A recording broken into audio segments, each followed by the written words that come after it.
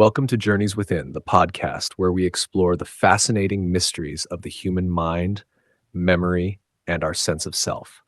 I'm Naitik, your guide on this introspective adventure as we dive into the profound connections between past and present and uncover the ways our consciousness shapes our experience of the world. Through thought-provoking insights and deep reflections, we'll navigate the terrain of memory and perception and the stories we tell ourselves about our journey through time.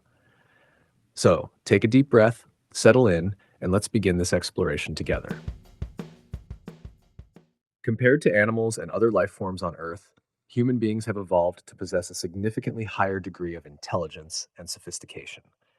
Our remarkable abilities to think, reason, and adapt emotionally elevate us to a distinct level of consciousness, unlike any other species on this planet. This heightened state of consciousness gives rise to an advanced and profound sense of self awareness, a realization of our existence as individual entities. This sense of I exist, the awareness of being, forms the core of what we refer to as the self.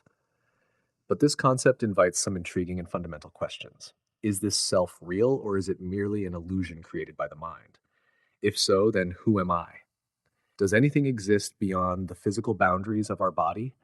Could there be a deeper essence, a supreme self, often referred to as the Atman, soul, or by various other names in different philosophies and spiritual traditions? Is there a dimension of existence beyond the tangible and material world? Let us explore these profound inquiries further. Have you ever stopped to think about how your mind remembers nearly everything? Especially those moments charged with emotion, those highs and lows that seem to stay with us forever. It's incredible, isn't it? This very characteristic of our memory creates something profound, a sense of an observer, a witness to all the events we remember. But think about it. Without this observer, without a reference point, how could we experience variety? The shifts in emotions, the passage of time, the differences between the near past and the distant past. Imagine it. This moment, you're feeling something. The next moment, something entirely different. That constant change, the very difference in experience from moment to moment, naturally forms a central reference point in our minds. The ever changing nature of our thoughts seems to give rise to the idea of a stable, permanent entity within us. If we examine this closely, this permanent entity is not an unchanging or inherent entity, but is instead constructed from the accumulation of our past experiences. We can analyze it from two perspectives: the present and the past.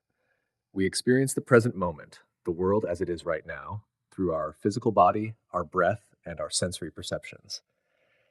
At the same time, we stay tethered to the past through memory, which serves as a reservoir of all our previous experiences. This simultaneous awareness of the past and the present creates the feeling of a journey, a traveler moving through time.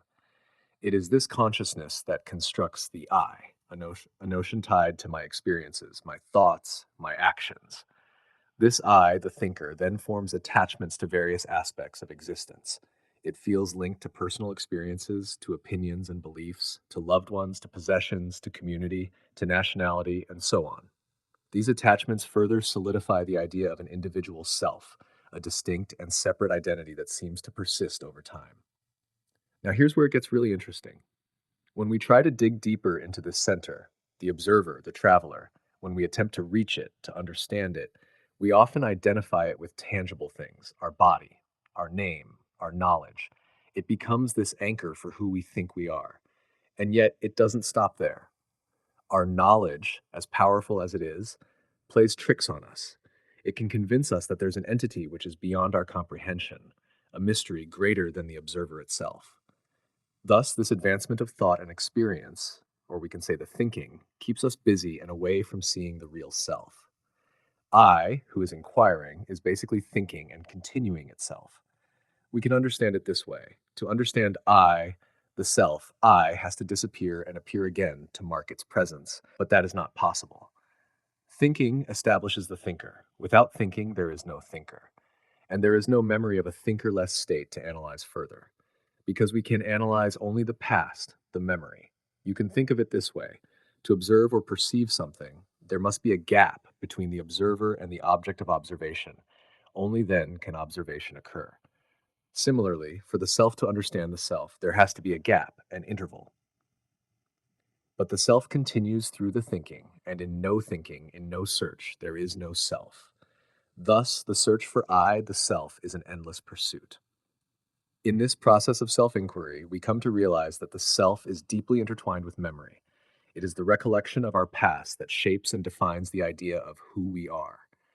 As long as this past, this reservoir of memories, exists, the sense of self also persists. Without memory, there would be no narrative to give the self a sense of continuity or identity.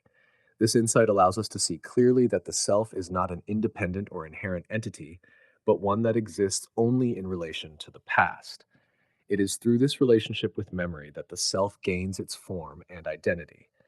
In essence, the self is a construct, a product of our ability to remember, and its existence is entirely dependent on this connection to the past. You can understand it this way: we cannot speak, think, or narrate anything about ourselves without relying on our memory. Memory serves as the foundation upon which our sense of self is built. Whenever we inquire into the essence of the self, asking profound questions such as, "Who am I?" we are essentially delving into our memory, exploring the past experiences, events, and perceptions that are tied to the one asking the question. And that's a wrap for today's episode. Thanks for tuning in, and as always, stay curious, stay reflective, and we'll see you next time.